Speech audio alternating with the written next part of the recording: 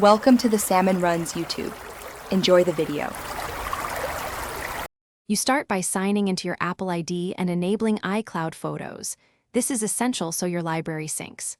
Once done, connect to reliable Wi-Fi and, if possible, plug the device into power. Large libraries need steady connection. Open Settings, tap your name, choose iCloud and enable Photos, then open the Photos app to begin syncing or go to iCloud. Com to view without waiting. Make sure you use the same Apple ID across devices so photos appear everywhere. Now focus on the sync options and viewing.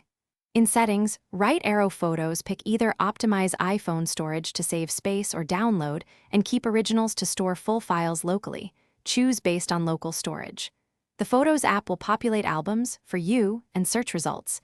Use dates, people, or locations to find items quickly. On a computer, sign into iCloud. Com and open Photos to stream the same library. Then select multiple items to download or create albums. This keeps everything consistent across devices.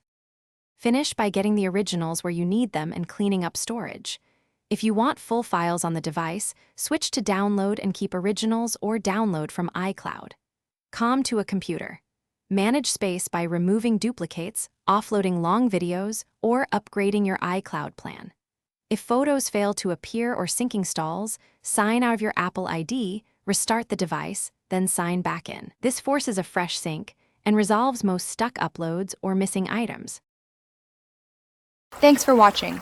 Consider subscribing if we helped you.